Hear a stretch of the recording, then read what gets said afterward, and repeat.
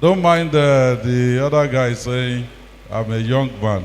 I'm getting there. I'm getting mature right now. So today, over 60 years after Nigeria's independence, Nigeria has managed to continue remaining perpetual and indestructible. We have survived a civil war and several campaigns by state and non-state actors to sow seeds of division that will separate us. Yet, we remain as one. Perhaps there is a lesson in there for us. Well, I believe in the unity of Nigeria. And I believe we should, as a nation, have moved beyond asking the question regarding whether we want to stay together. From our history, from even the circumstances surrounding Zeke's birth, his education, and the role he played when Nigeria was at a crossroad. So we shouldn't be talking about, should we be together? We're already together. So the question we should be asking is, how? How is this structure? How is the structure benefiting everybody?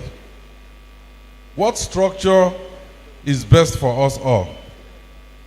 Remember, in the First Republic, Zeke worked with a parliamentary type of government. And by the time the Second Republic came, he was also willing, he stood election, and willing to work with a federal system of government. So what this tells me is that he's a dynamic man who did not remain adamantly holding on to one system or way of doing things. He was determined to think in accordance with the times. So as we have a conversation around reclaiming Zeke's world and linking this to climate change and sustainability, a good question to ask is, if Dr. Nnamdi Azikiwe were alive today and still able to influence Nigeria as they did in the past, what will he be telling us right now? One thing we know for sure is that he will not be talking about breaking Nigeria apart or saying that because someone from his part of the country did not win elections, then the country should split. I don't think that is what my leader, Governor Peter Obi, has been saying to us. In fact, when I listened to him at the press conference, I was really, really very happy because he did not pollute the well through which he may even drink water in the future.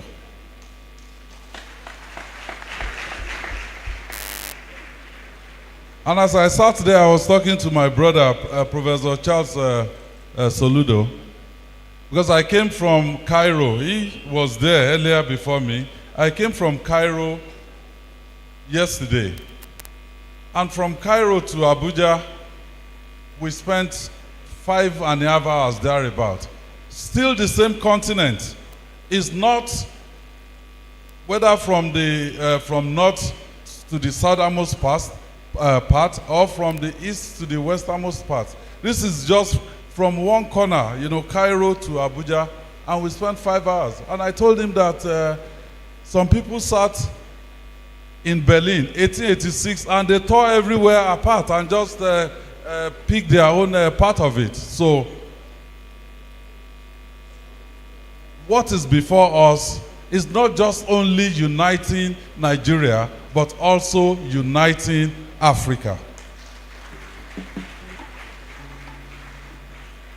So I don't think Zeke will ask us at this time, that we should split. No, I believe it will be forward thinking. Focus on how to foster coherence through a structure that is fair to all. In 1949, if you go into the history book, Zik called it self-determination within the framework of a federated Commonwealth of Nigeria and the Cameroons. I call it a restructuring along the lines of true federalism. There will be less focus on who becomes president, especially with reference to the person's ethnicity,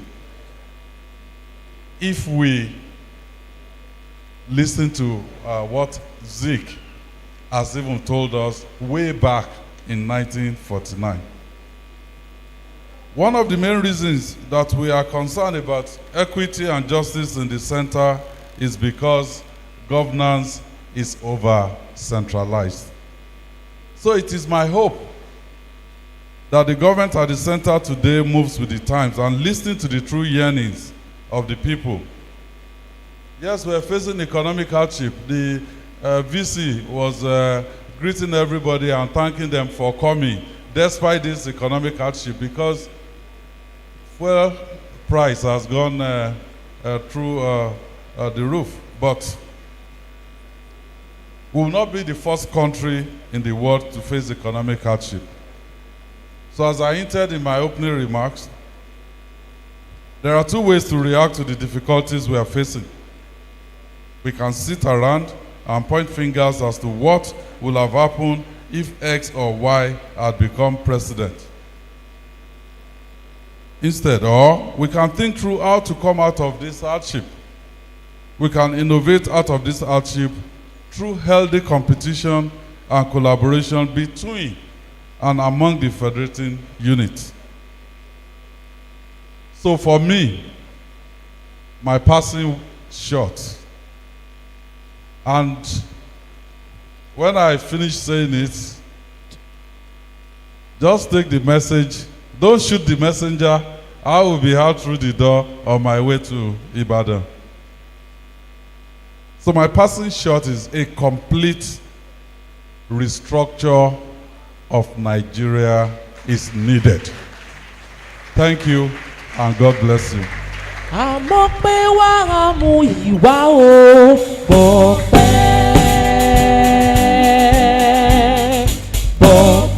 Thank you very much. Thank you very much, Mr. Governor, sir. Distinguished ladies and gentlemen, we will still have to do a slight restructuring of the program before we get very tired. We have to take the lectures. Let me invite to take the citation of the guest lecturer, Dr. Tochukwu Ogwebwe. Tochukwu, please step forward to take the citation so that we can take the lecture proper, after which we take the other marks. Tochukwu, please. Where is Tochukwu? Dr. Tochukwu Ogwebwe.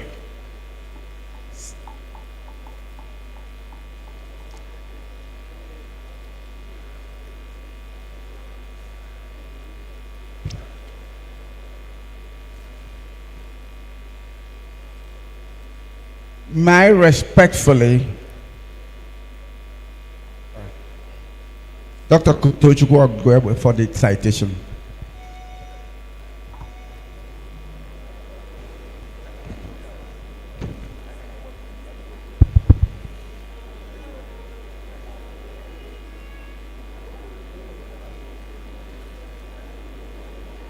The Executive Governor of Anambra State, the former Governor of Anambra State, I think in the absence of our Vice Chancellor, may I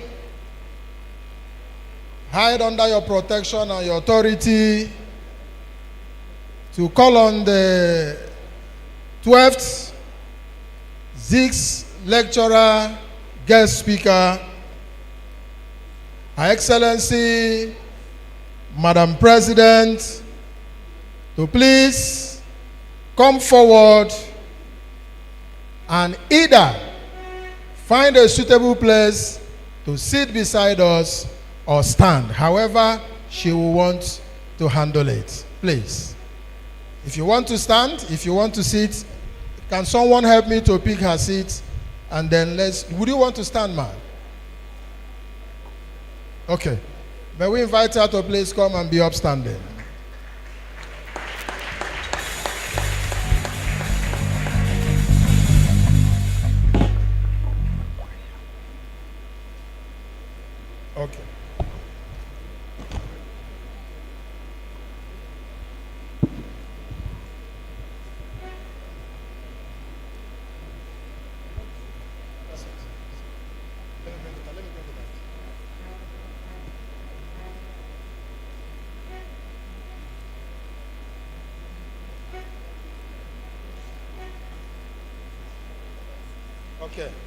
Okay.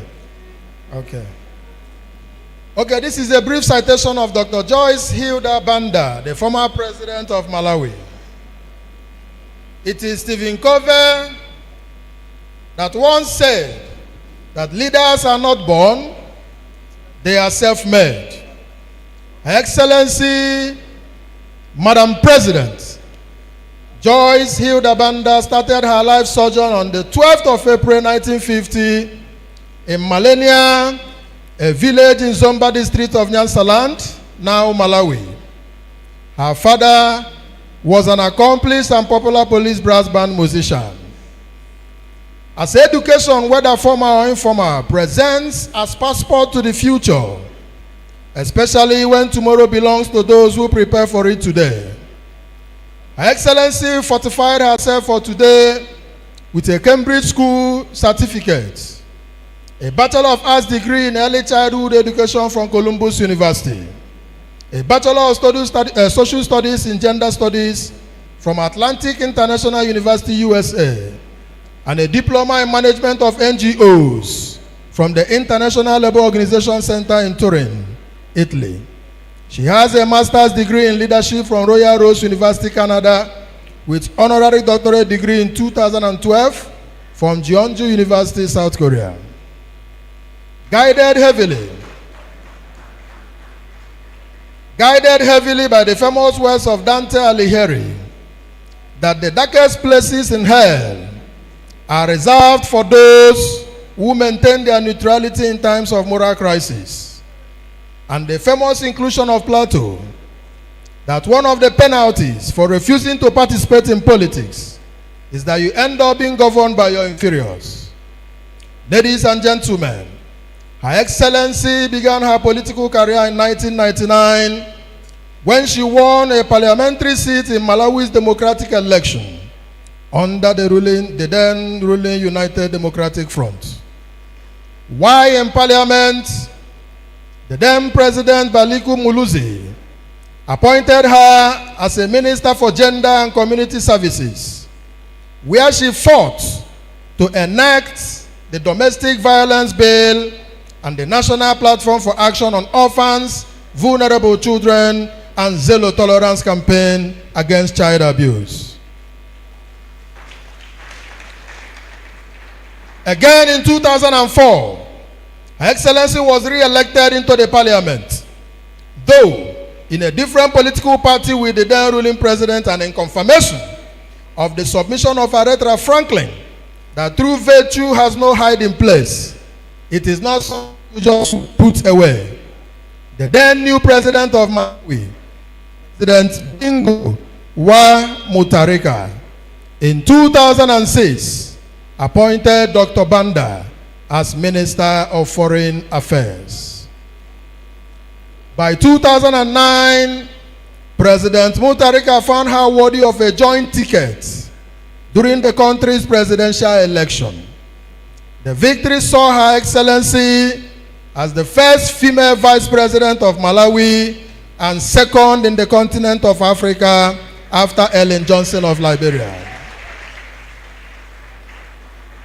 Her tenure as vice president of Malawi at some point was faced with deep-rooted crisis of political intrigues and conspiracies. However, by 7th of April 2012, Her Excellency was sworn in as the 4th President of Malawi, marking her the first female President of Malawi, following the sudden death of her principal and boss, President Mutharika, due to heart attack.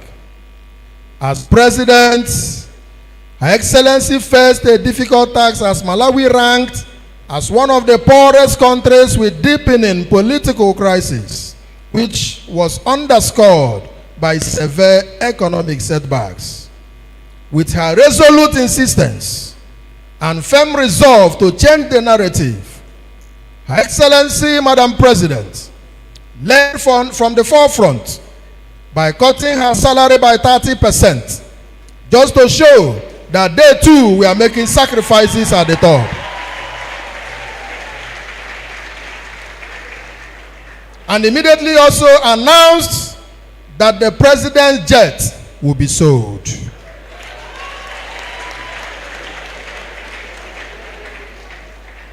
Under her watch, Malawi's operational industrial capacity improved from 35% in 2012 to 85% in July 2014.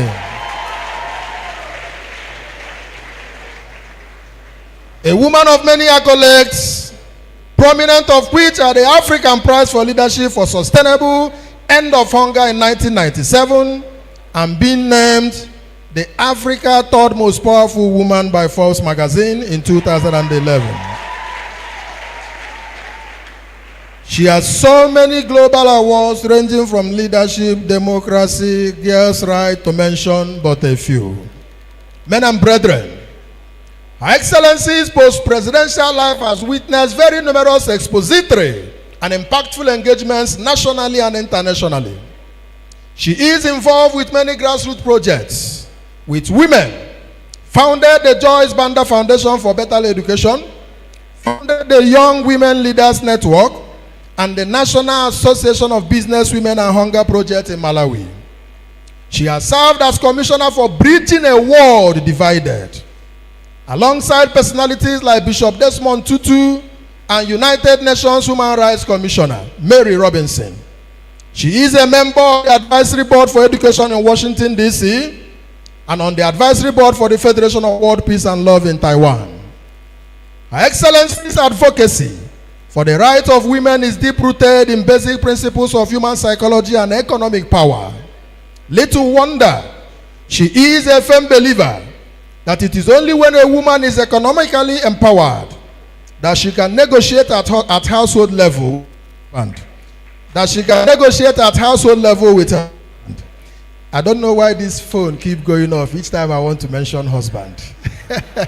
I will repeat it again. I say that Her Excellency's advocacy for the rights of women is deep-rooted in the basic principles of human psychology and economic power. Little wonder she is a believer that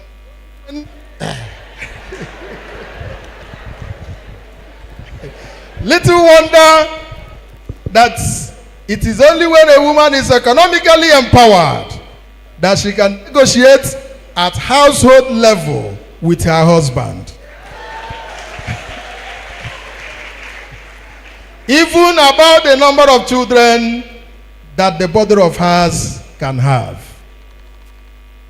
A family woman so cherished by her husband that Her Excellency always profess that her dear husband Richard has been behind her success and rise to whatever level that she has become, and that her story and legacy is incomplete without his mention. She is blessed with 5 children.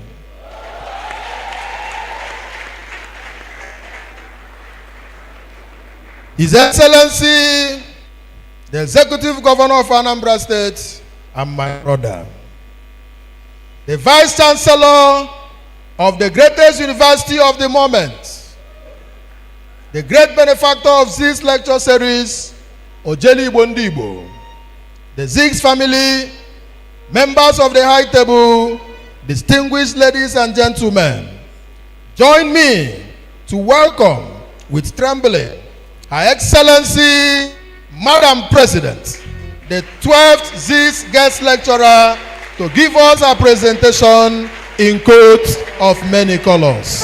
Thank you.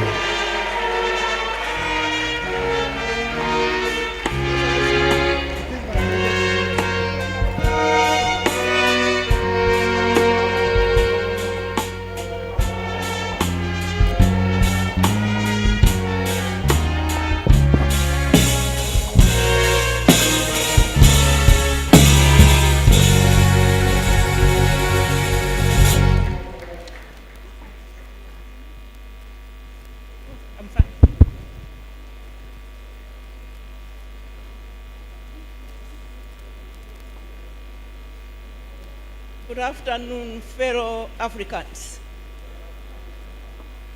Your Excellency, Chair of the Zik series today and Executive Governor of Oyo State, Your Excellency, Professor Soludo, Executive Governor of Anambra State, you are one person I've highly admired throughout my life. It's a privilege to meet you at last. Your Excellency Peter Obi, former Executive Governor of Anambra State.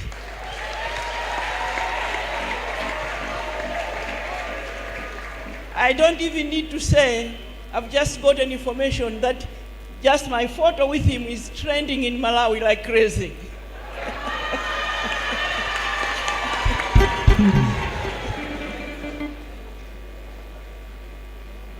Professor Charles Esinod, Vice Chancellor of Nnamdi Azikiwe University, Your Honor High Chief Senator, Dr. Ben D. Obi, my brother and your beautiful wife. May I also recognize in a special way all distinguished political leaders and my special honor, Professor Uche Azikiwe, wife of our great Nnamdi Azikiwe.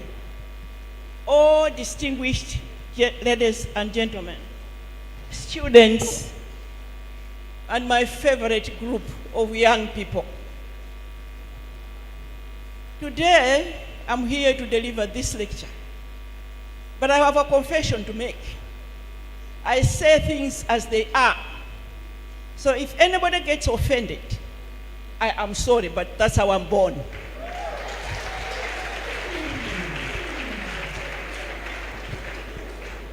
People have articulated the great Azikiwe's story, where he was born and so on, history.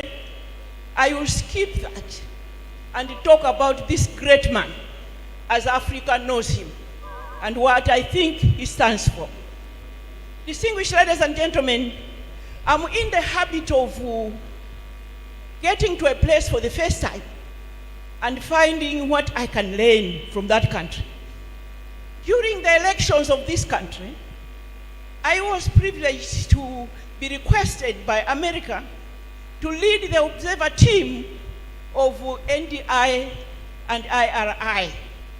I don't know why, but they just felt this African woman will lead this observer team.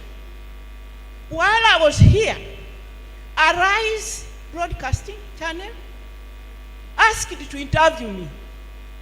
And one thing I learned for the first time in Nigeria, the question that came from the anchor was, what about vote buying in Malawi? And I said, what is that? Because, distinguished ladies and gentlemen, I had never heard about vote buying in my life. Where I come from, the last elections of 2020, the sitting president used the TPEX to change figures. Our award-winning judiciary nullified the elections.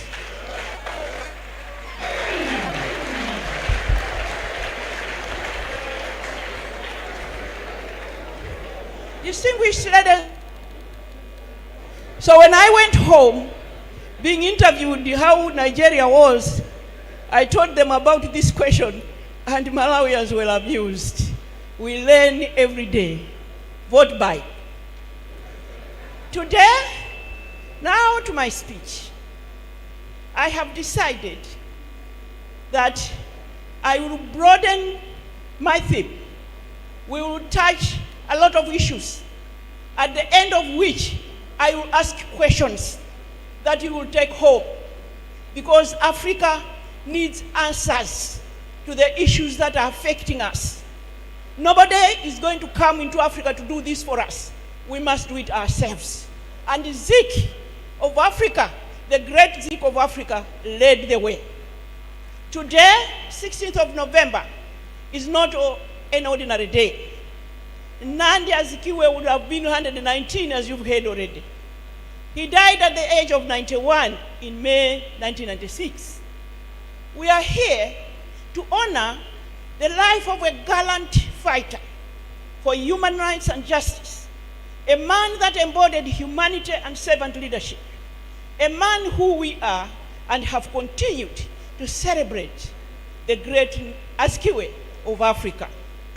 We are also a few weeks away from October 1, the day that he became first president of the Federal Republic of Nigeria in 1963. A formidable journalist turned political activist and president, whose leadership acumen made the colonial powers try in vain to block his ascendancy to the presidency. I have therefore always wondered why, when we talk about our revolutionary leaders, our founding fathers, we will mention Nyerere, Kaunda, and we mention Mandela, and often leave out Azikiwe.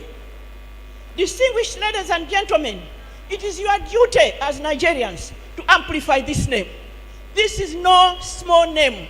Azikiwe was a great man, just as great as Nyerere, as Kaunda, as everybody else. Nobody is going to do it for you but yourselves. I'll give you an example of what I did myself. Kamuzu Banda attended the first founding meeting of the Organization of African Unity. And in 2013, we were celebrating 50 years. And I got to the African Union headquarters, and they had put all the names on the wall of people they honor and recognize as our founding fathers. And Kamuzu Banda's name was not there. His picture was not up. And I told the organizers, I told the African Union, I'll go back to my hotel until that picture is up. We must do the same for Azikiwe. We must never allow his name to be omitted, because he's a great son of this continent. Distinguished ladies and gentlemen, these lecture series are a befitting celebration of an African giant who, through the power of his pen and paper here in Nigeria, Ghana, and across Africa, before independence, gave us a platform to identify ourselves as proud Africans, and consciously ignited the flames of colonial liberation across the many colonized countries of the African continent.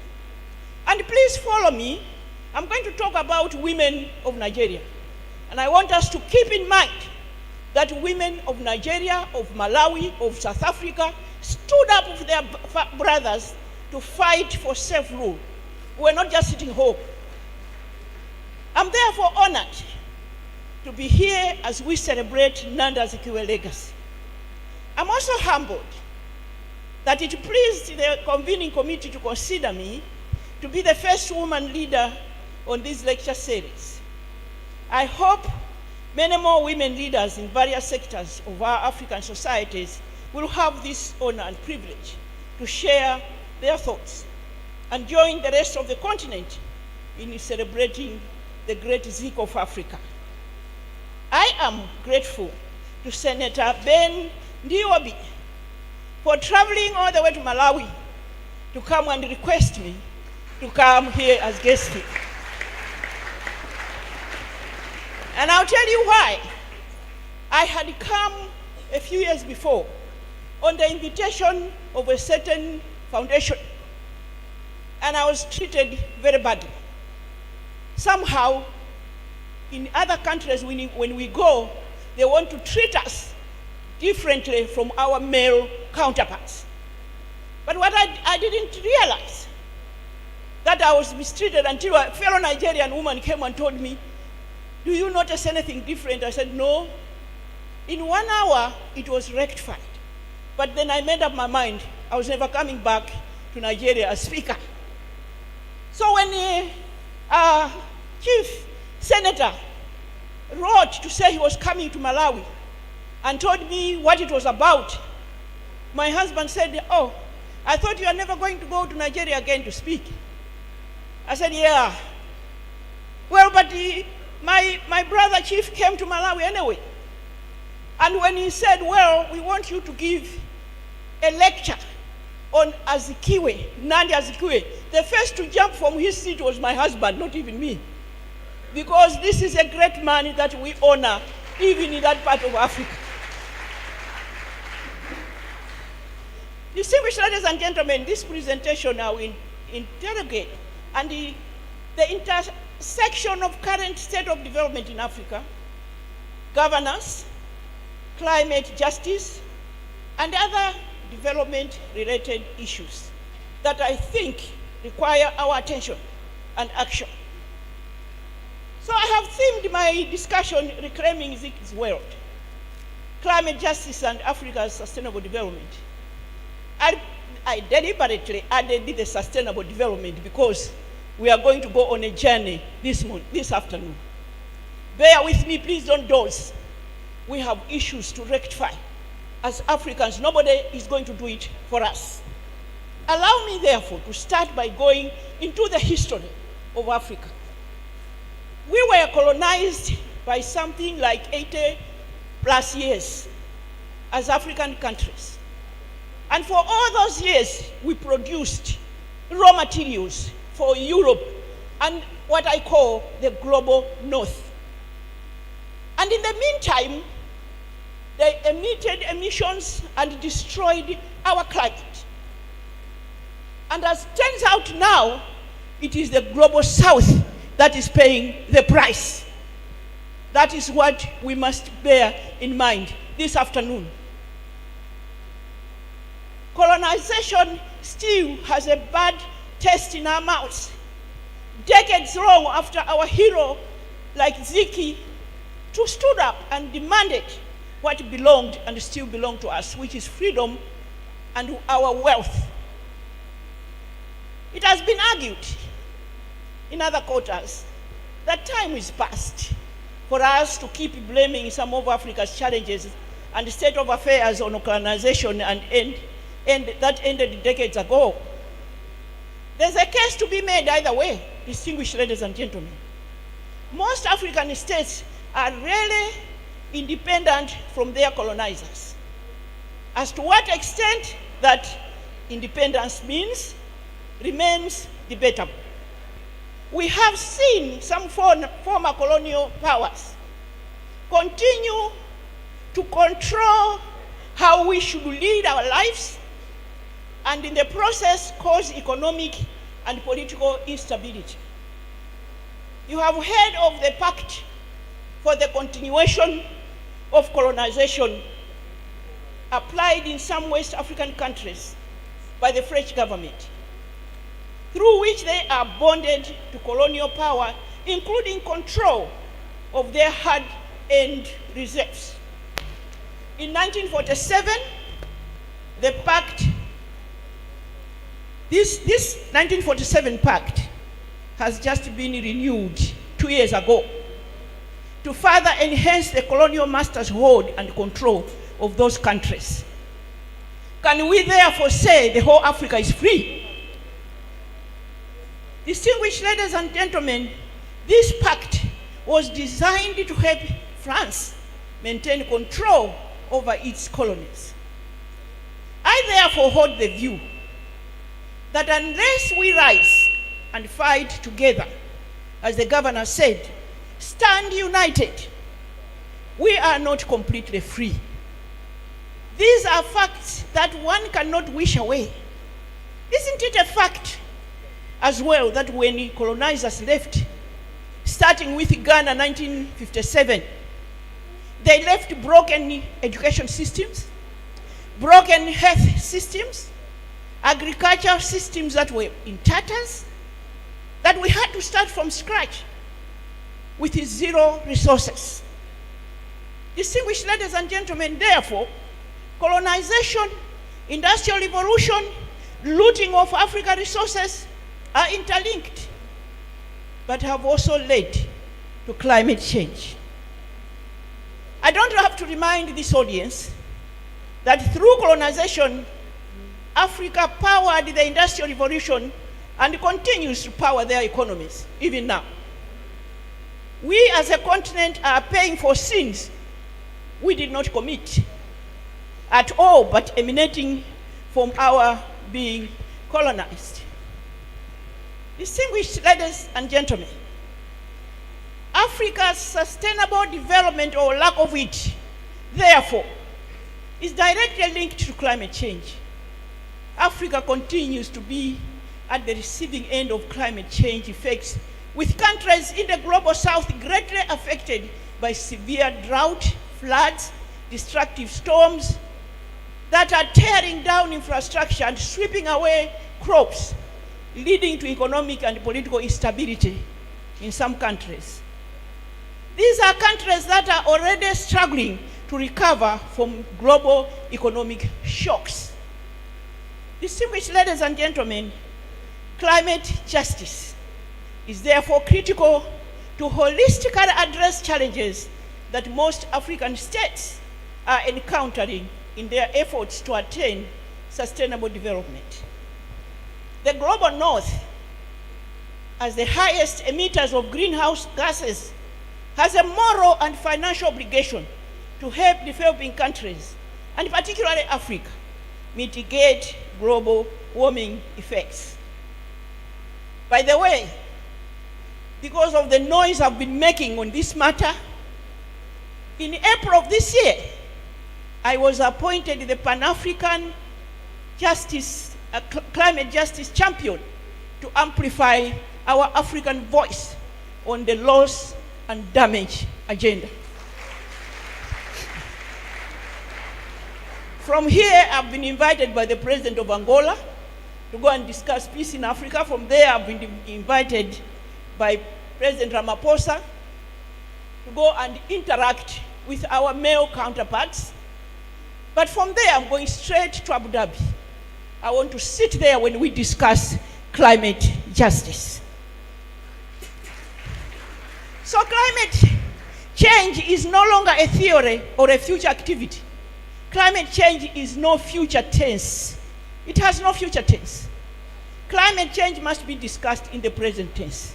It is a current norm, and we must aggressively mitigate or adapt to the changes to sustain our generation. We have a responsibility to preserve our future and our children's future. Distinguished ladies and gentlemen, this then brings me to the issue of wealth, natural resources. We are told that as a continent we hold 30% of the world's minerals. And I have argued that we may have more, even more than this. But yet, we have some of the poorest nations in the world. We, in state houses, those of us who call ourselves presidents and governors and leaders, must tell ourselves every day that the natural resources of our land is God's gift to his people, and they don't belong to our pockets. My appeal to my fellow leaders is that, first, we must inform ourselves that that wealth is not ours. If our country has diamonds, it belongs to the people. It's not ours.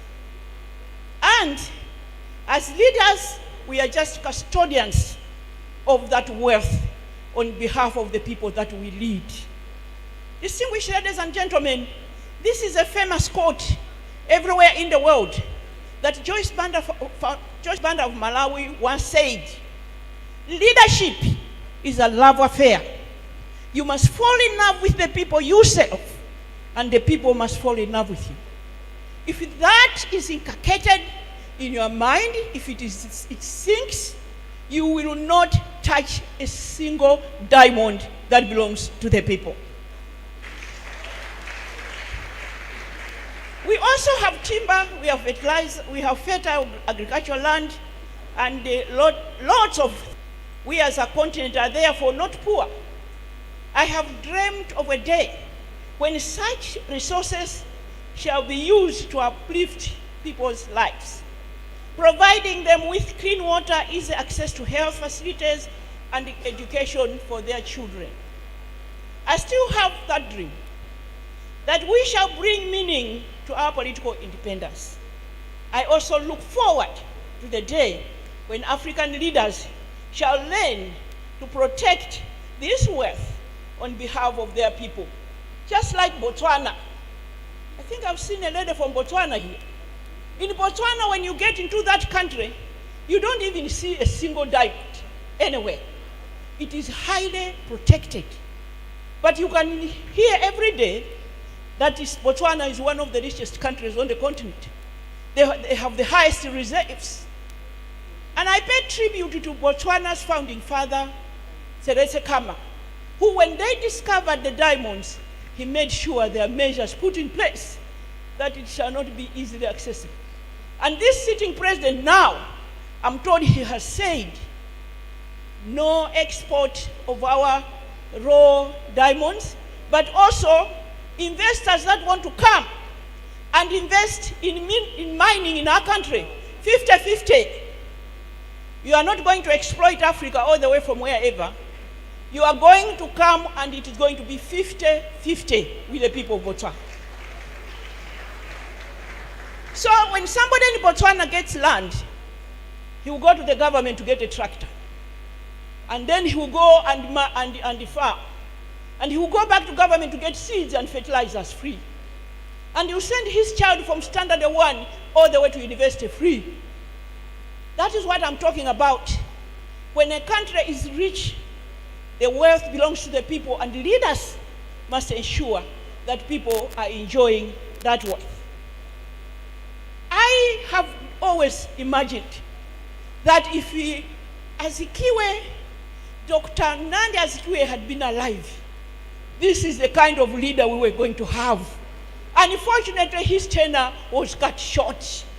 And me as a politician, I do understand, oh my God, you don't know what we do to each other in politics. But I wish he had been given enough time, because he had laid the foundation for the prosperity and unity of this country called Nigeria. It is pleasing to note that African countries like Zimbabwe and Ghana now have taken the resolute measures to impose strong regulatory measures on exploitation and exportation of their precious minerals.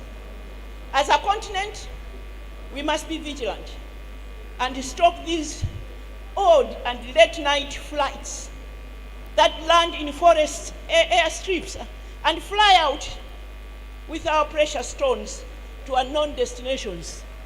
I don't know if you know this, but there are some countries on the continent, when you fly, you see strips, airstrips, and they will come and land at night and load.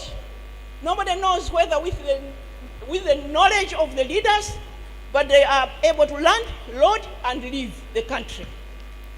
Here in West Africa, one country has demonstrated that if you change that narrative, if you take control of your minerals, you can become one of the fastest growing economies in the world. So, this should be inspiration for us. This should encourage us. We are a rich continent.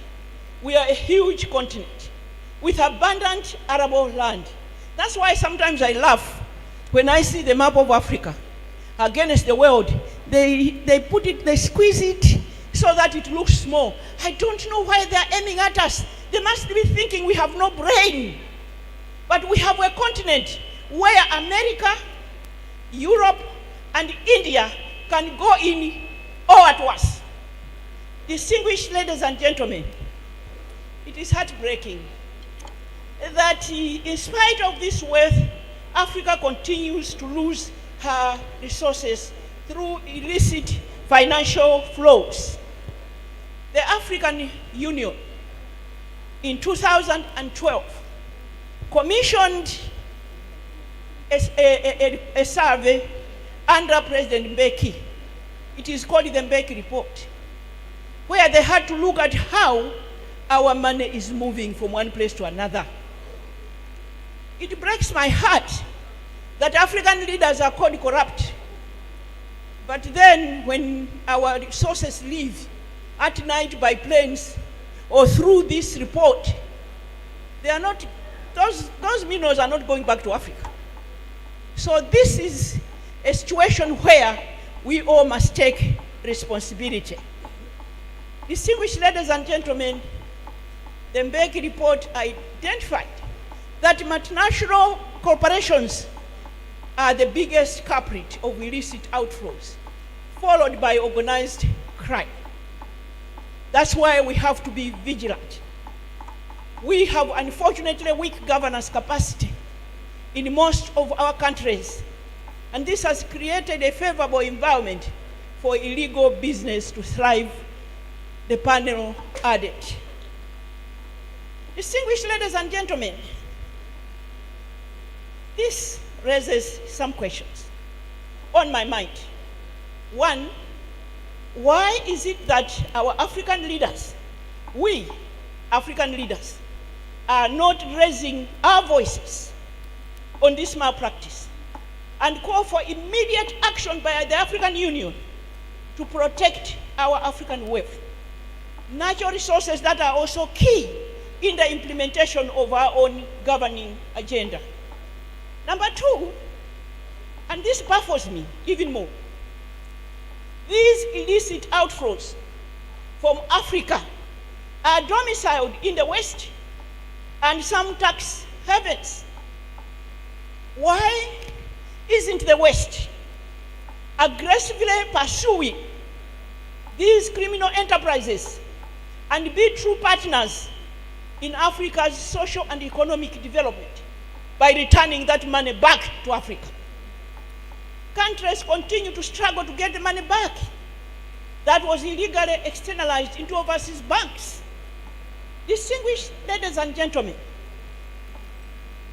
the foreign countries, I was laughing the other day, they have even got the audacity. When they return the money to the country, they ask the country, how are you going to use it? How did you use it? You must be accountable. Oh, you were not accountable in the first place when you took our money. Distinguished ladies and gentlemen, all this makes me wonder, what would great Azikiwe have done to correct this injustice? Why is it that our generation isn't moved to stop this illicit flow for the sake of the general good of the Nnamdi Azikiwe legacy? As a continent, we are not just losing these huge resources. This corruption and illegal externalization of our resources is a direct contribution to the current suffering of our people through economic stagnation, squeezed fiscal space for infrastructure development, and natural disasters. On the point of natural disasters, Malawi this year had been devastated by Cyclone Freddy that left over 1,000 people dead and 2 million people displaced. The president of Malawi appointed me goodwill ambassador for the reconstruction, the post-Cyclone Freddy reconstruction. So we are building houses and we are distributing food. Distinguished ladies and gentlemen, and as I have discussed, and what I have discussed so far shows that there's a direct impact on all these challenges on our women and girls. Men as well, but they have told us that the face of poverty are women and girls.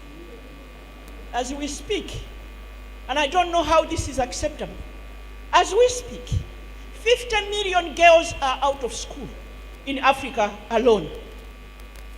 They are abused, they are overworked, they get into early marriages, hence highest victims of maternal death. I don't even want to go into harmful traditions that the children face, these poor African girls. If it is in Malawi, they are cleansed by age 9.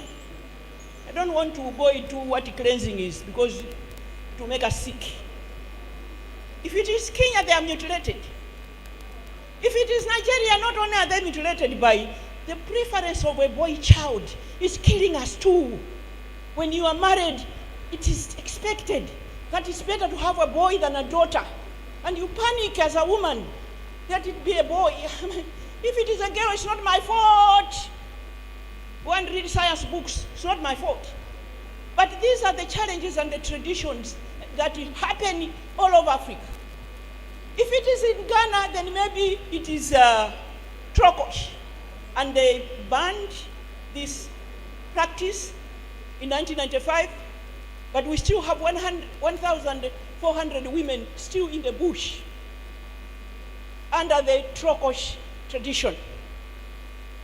If it is Cameroon, then this child by age 10, breasts are coming out. Then it is breast tiny. I was talking to a girl in New York. I said, let's go back to Cameroon and fight breast tiny. And she said, what are you talking about? I said, well, when the breasts start coming out, they take a hot rod and they press on your chest. And she said, is that what my mother was doing to me? Up until that time, she's a university graduate, she's working, she didn't know she was breast ironed. We had to phone her mother there and then, who admitted to say, well, it's tradition. Distinguished ladies and gentlemen, equally, women are critical human resource on the continent of Africa. And it is a resource that is in abundance. Women are the majority of the African population and are critical players in both formal and informal business sector. I have always said, and when I said this in Namibia, when President Nyoma was guest of honor at a business forum, I said, and I quote myself, in our African traditions, where men eat first and best and most, men have become the primary beneficiaries of our economic activities. Therefore, our brothers should help us excel in business, because at the end of the day, when we do well in business, our family enjoys better health, better education for our children, and better nutrition. A McKinsey Global Institute report shows that women contribute 37% of global economic growth when they are economically empowered. And I have said that when women are assisted with economic empowerment, it is a key to social and political empowerment. Because in our nations, when we campaign for political office, we have to use a lot of money. And when we don't have money, we don't win. But our communities would benefit from a good leader in us, but we can't win because we have no money. It is worth knowing as well that our African peace security mechanisms have increasingly recognized how critical women are on mediation. So we are demanding that we should sit in those committees and participate in mediation and peacemaking. It is, however, disheartening, distinguished ladies and gentlemen, that these women, these girls, are being exploited by peacekeepers, UN peacekeepers. The reports are there from DRC, Now we are getting reports from Haiti as well. So we have evidence that our women should be protected. In spite of all these challenges, women continue to excel. I'm proud to be associated with the historical fact that Africa has more women leaders, presidents, than America itself. I was honored at the UN, at the embassy of the African Union 6 years ago. Me and Ellen said, and a Nigerian lady living in America stood to ask a question. And she said, "Ma'am, help me. I was born at home in Africa, in Nigeria, and I am resident here for most of my life. I go back and forth, and I ask my fellow women in Africa to say, let's rise, let's fight, let's raise our voices, let's demand that we should have equal representation." So I asked her, I said, "This country where you live, how many women are in parliament?" 18%. Have you yet achieved in 200 years equal pay for equal work? Not yet. How many vice presidents have you had? None. How many presidents that are women have been to your state house? Nobody. I said, then what makes this place better than Africa? You should be proud of your Africa, because Africa has produced 6 female presidents.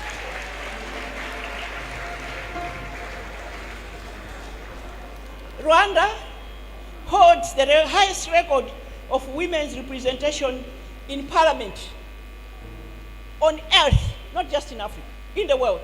64% and 37% in the Senate. Distinguished ladies and gentlemen, the continent boasts of having produced all these women. My friend Ellen Sirleaf of Liberia transitioned from war to peace. We make better leaders. We take risks. We fight corruption. It fights us back, because when you decide, I'm going to arrest you thieves, they'll fight you back. They're not playing, they have resources to do it. You have to decide as a female leader, do I want to stand for truth or not?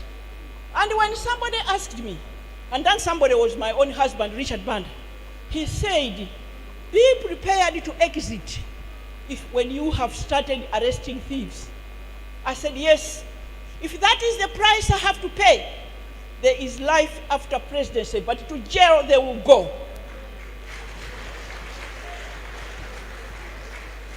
And as I'm talking to you now, some are still in jail. My husband told me he's one of the finest lawyers Malawi has produced. He has been Chief Justice of Malawi and Swaziland. I don't know how many people have done that. He told me that when you are standing for the truth, be resilient and be persistent, because nothing will happen to you, especially with a country with an independent judiciary like Malawi. Distinguished ladies and gentlemen,